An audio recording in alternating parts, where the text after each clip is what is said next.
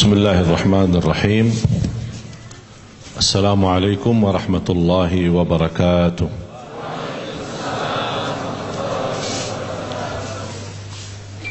Gimana kabar semua? Semangat? Semangat apa?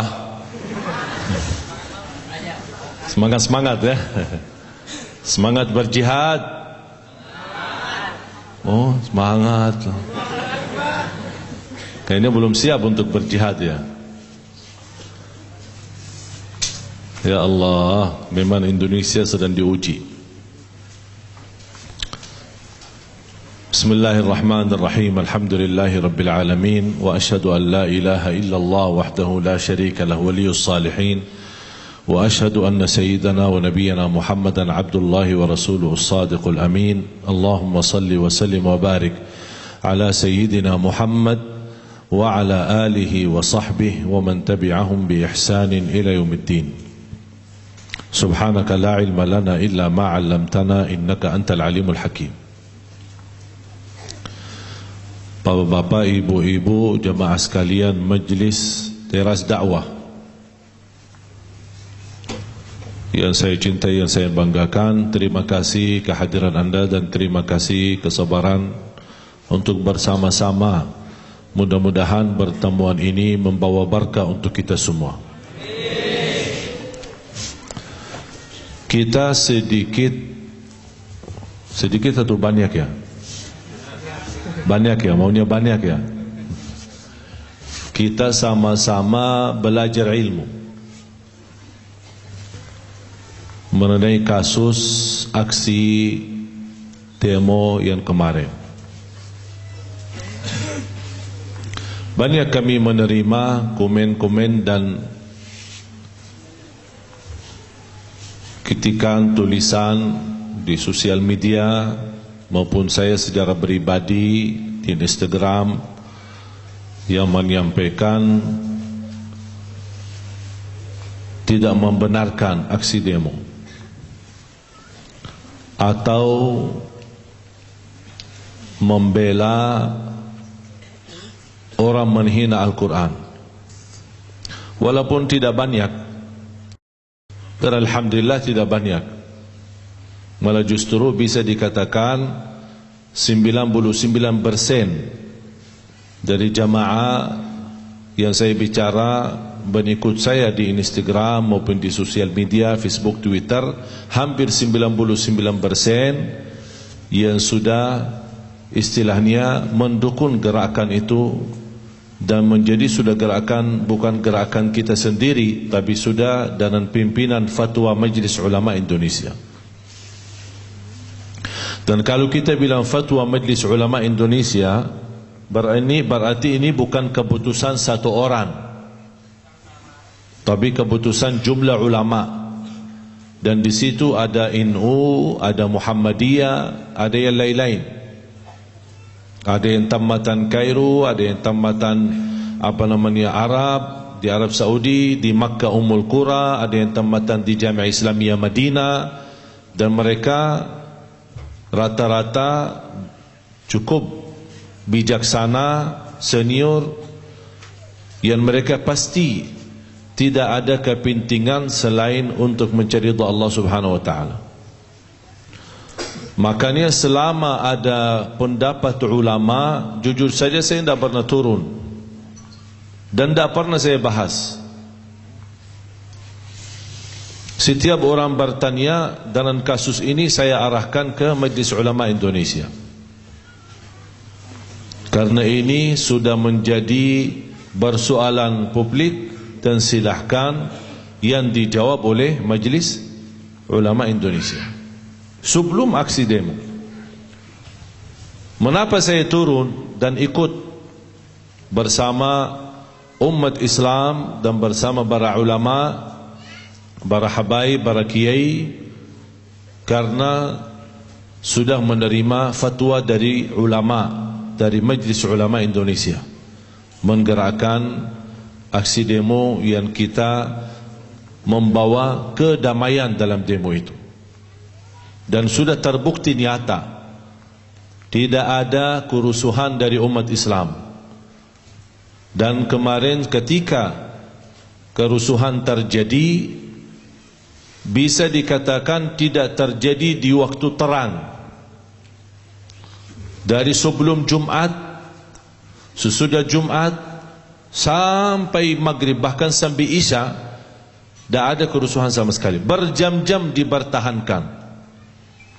Ketika ada kerusuhan, kenapa terpilih di waktu gelap?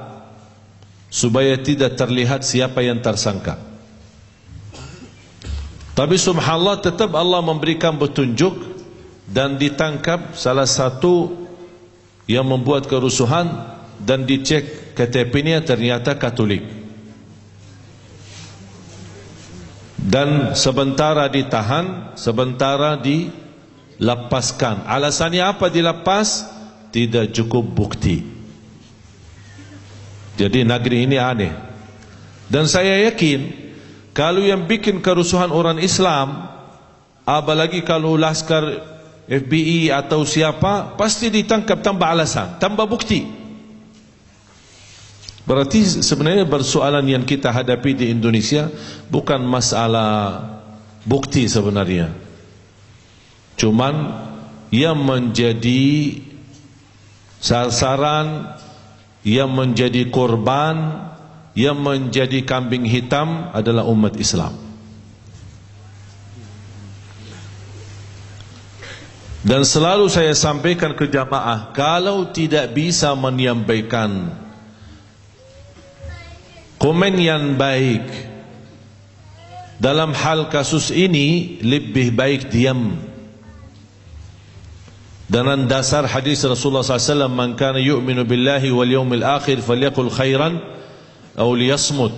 Barang siapa yang iman kepada Allah dan hari akhir, berkatalah yang baik atau diam. Kalau anda merasa ini fitnah, ini hal yang tidak dibenarkan, ini hal yang tidak sesuai dan tidak sah dengan syariah, padahal sudah ada fatwa dari Majlis Ulama Indonesia, lembaga yang kita percaya, lembaga yang terhormat, daripada kita ikut seandainya itu fitnah, semestinya di posisi seorang mukmin ketika menghadapi fitnah apa? Ketika orang muslim, orang mukmin menghadapi sebuah fitnah, sikapnya apa? Ayo jawab. Tawakuf. Apa arti tawakuf? Ya diam diri. Diam diri.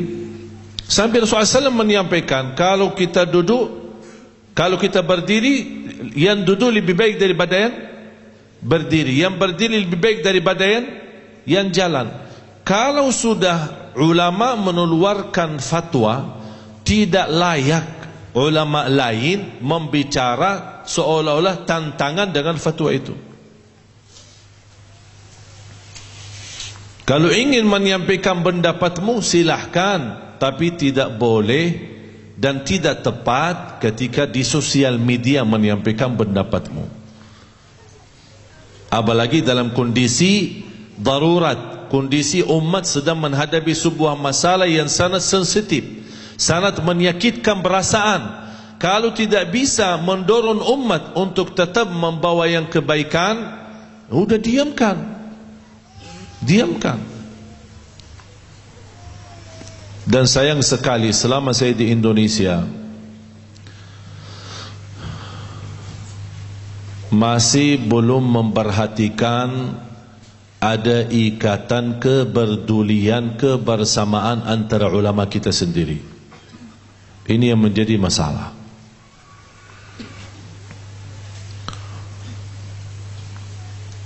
Saya berusaha maksimal mendekati semua ulama, dan saya tidak mau melihat apa belakang alirannya, pendapatnya, saya tidak mau lihat, karena saya bersikap menghormati pendapatmu, apapun itu pendapatmu. Saya datangin ke para habaib, saya datangin ke NU, saya datangin Muhammadiyah, saya datangin Jamaah Tabligh, saya datangin Hizbut Tahrir, saya silaturahim sama semua. Karena mereka semua itu adalah saudara kita seiman. Kalau ada yang memiliki celah atau memiliki kekurangan, itu wajar jamaah sekalian, karena kita manusia. Saya pun tidak terlepas daripada kekurangan dan kesalahan. Contoh, tidak usah jauh-jauh. Mungkin Bapak Ibu pernah menerima rekaman video bahasan saya soal kurban. Pernah enggak? Hah? Langsung di otak-atik isinya dan dibawakan cerita si Wahabi ini menantang kebiasaan Indonesia. Saya tidak pernah turun di depan media untuk membela diri. Walaupun rekaman yang beredar tidak seutuhnya rekaman yang saya sampaikan. Dan itu yang beredar bukan ceramah lengkap masalah kurban, tapi yang disampaikan atau beredar video adalah jawab pertanyaan. Makanya sesudah itu saya tidak pernah, kalau saya ceramah tidak pernah ada tanya jawab. Dah habis sana tidak ada tanya jawab. Mengapa tidak ada tanya jawab? Karena bisa salah diartikan. Apalagi mau direkam tanya jawab itu. Padahal saya sudah berkali-kali menekan masalah kurban, satu orang boleh satu kambing, satu keluarga satu ekor kambing pun boleh. Satu keluarga mau satu sapi boleh, mau satu kambing boleh. Kalau dia mampu mau 1000 sapi boleh, tidak ada masalah.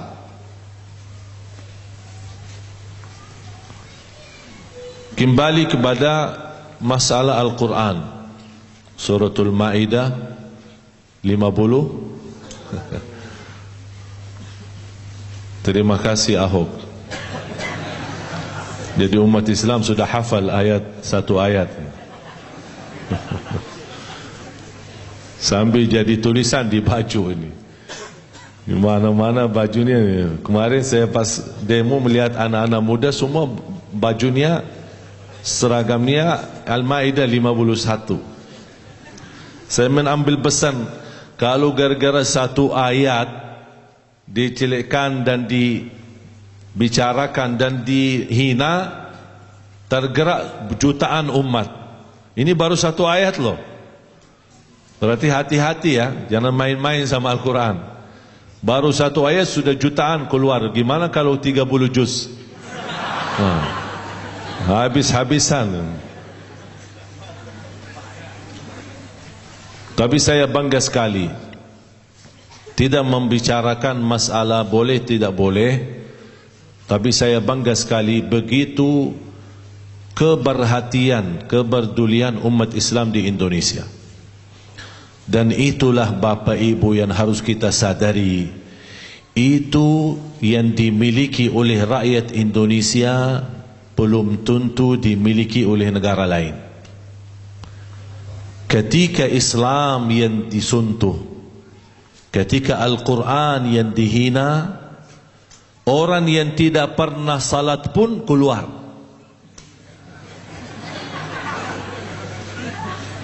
Awas.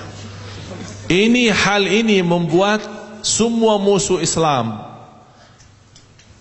dan termasuk sejarah politik Amerika dan negeri Barat sangat takut, khawatir masalah itu.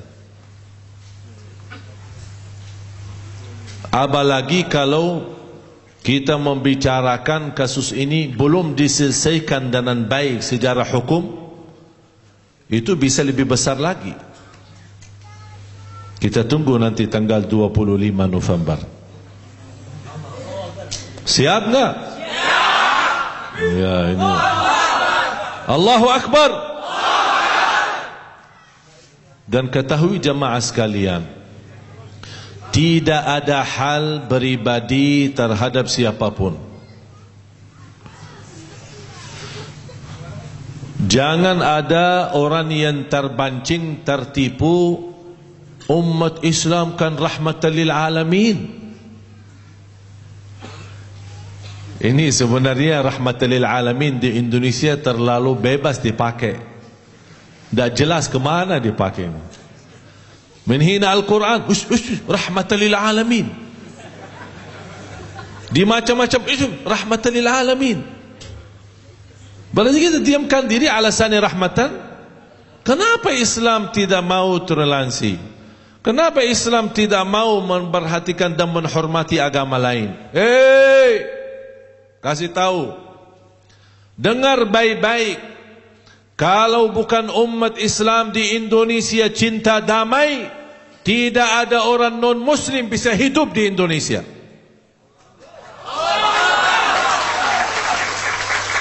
Kita tahu dan yakin perbedaan agama kita hormati. Lakum dinukum. Allah saja sebutkan dalam Al-Quran ada perbedaan agama. Tapi ketika kami turun untuk membela agama kami, membela Al-Quran, jangan dikatakan kita umat Islam tidak damai. Dan subhanallah memang terbukti. Begitu raminya. Sebenarnya kalau kita mau buat kerusuhan, wallahi bisa jadi. Apalagi di saat ditembak sebagian anak muda yang rusuh, tiba-tiba malah tembakannya arah kita. Posisi kita para kiai ulama, para habaib, posisi kita dari tempat kerusuhan hampir 80 meter. Belum lagi dibagari batasan pohon-pohon, betong-betong yang ada di situ. Jauh, cukup jauh. Tiba-tiba kok bisa ditembak kita? Mohon maaf, bukan tembak, cuman bomnya salah terbang. Jadi ada orang beredar fitnah katanya Syekh Ali ditembak polisi. Oh, jangan suuzzan, husnuzzan. Bomnya yang terbang, salah terbang. Jadi dia tembak ke sana, malah dia datang ke sini. Bisa masuk akal juga ya.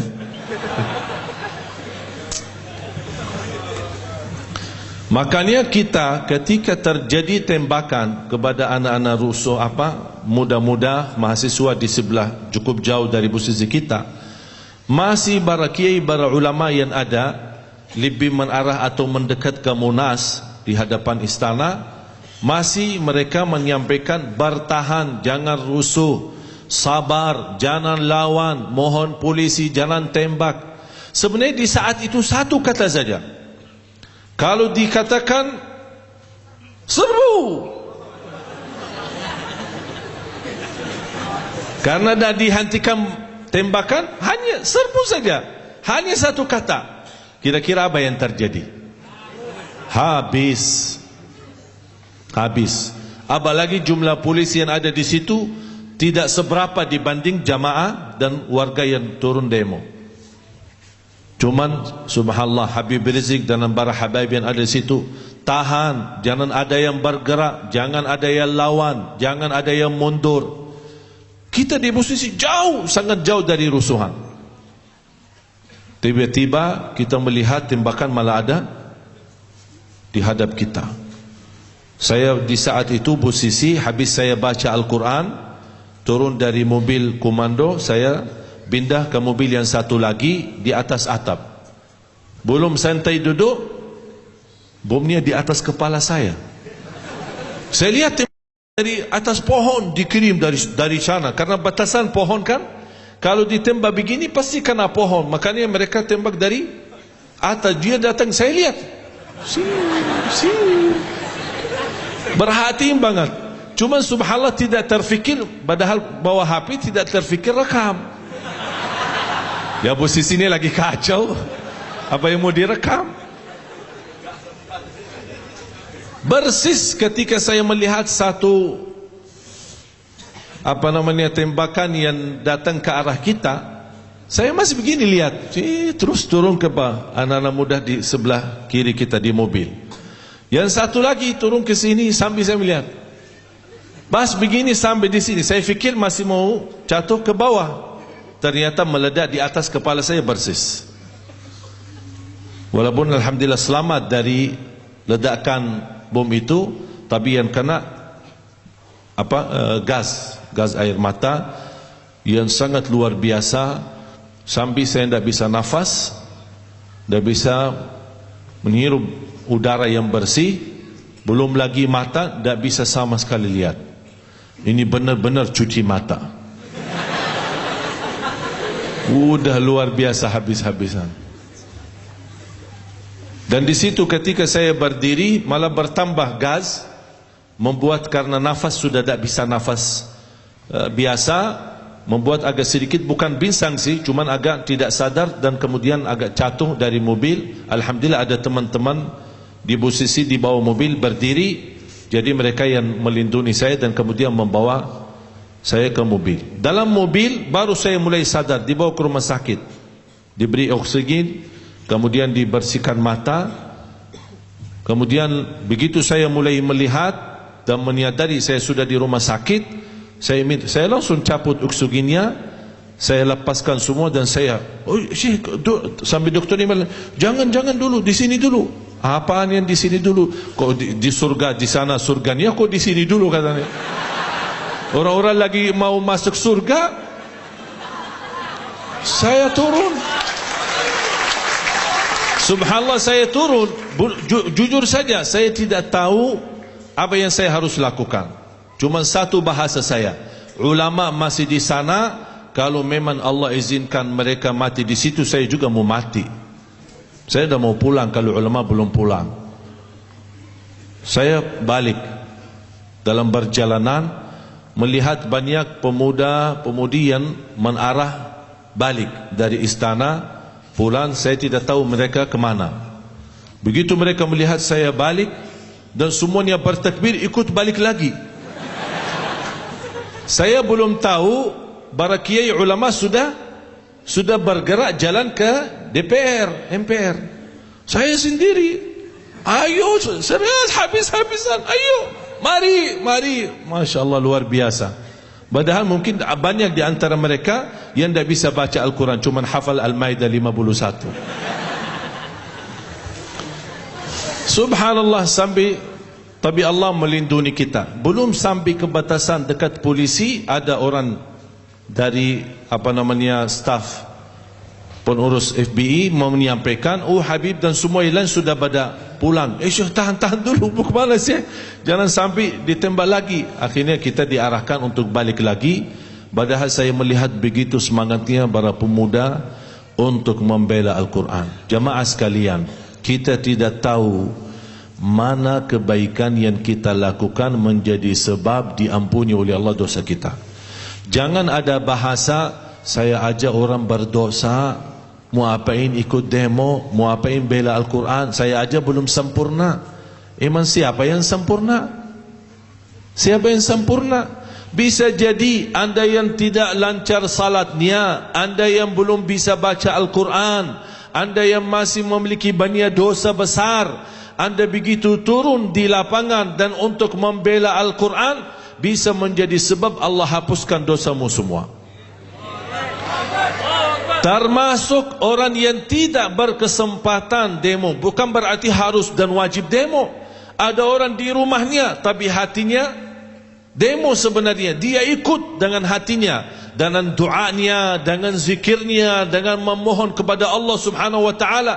Mereka juga dapat pahala yang sama. Dan itulah cerita pernah diceritakan oleh Rasulullah SAW ketika perang Tabuk. Ada sebagian dari sahabatku di Madinah, mereka ingin ikut perang Tabuk, tapi mereka tidak bisa mengikuti karena kondisi dan keadaan mereka. Dan pahala mereka di sisi Allah sama pahalanya dengan orang yang mengikuti aku di perang Tabuk. Begitu kata Rasulullah. Padahal mereka diam di rumah. Karena jamaah sekalian, bukan masalah gerakannya, tapi masalah hati. Sejujurnya kita membela Al-Quran atau tidak, membela Islam atau tidak. Oleh karena itu jamaah sekalian, ketika kita tergerak hati kita, tersentuh hati kita, dan kita merasa ada kepedulian, bersyukurlah jamaah sekalian, karena itu tanda anda beriman. Bersyukurlah. Beda sama orang yang tidak memiliki perasaan sama sekali. Dihina Al-Quran, tidak dihina apa, tidak apa-apa, biasa aja. Hatinya pun biasa aja. Kalau dihina orang tuanya, baru dia marah. Kalau dicaci maki dia, pasti dia marah. Oleh karena itu, tanda orang beriman ketika ditelah nama baik Islam, dihina Islam, dia ada sesuatu perasaan kesedihan. Dia merasa sedih, ada rasa berduli, walaupun dia tidak bisa berbuat apa-apa. Dia tidak bisa berbuat apa-apa, dia tidak bisa menolong apa-apa untuk hal ini, tapi di hatinya dia tidak membenarkan apa yang terjadi. Disitulah tanda dia beriman. Banyak juga yang menyebarkan persoalan, dan sayang sekali walaupun persoalan yang dibahas itu juga termasuk dari ulama, dan selayaknya ulama di hal seperti ini mendiamkan diri karena sudah diambil alih oleh Majlis Ulama Indonesia. Jangan ada ulama muncul yang tantangan dengan fatwa umum yang sudah dibawakan oleh Majlis Ulama Indonesia. Kalau punya pendapat disampaikan nanti sendiri. Jangan dipublikkan di media, disampaikan melalui, karena ini bisa membahayakan, membingungkan masyarakat. Ini ulama A bilang ini, ulama B bilang lain, ini bilang lain, membuat kita bingung. Padahal semestinya hal ini sudah nyata, sudah jelas. Makanya kita sama-sama dalam kesempatan ini, ayo kita gali dan belajari Suratul Maidah mulai dari 51. Sebenarnya persoalan untuk memahami surah ini bukan hanya surah Al-Maidah 51, tapi saya nasihatkan belajari Suratul Maidah mulai dari 51 sampai 86. Sampai 86. Karena 51 baru pembukaan masalah cerita pemimpin, baru pembukaan saja.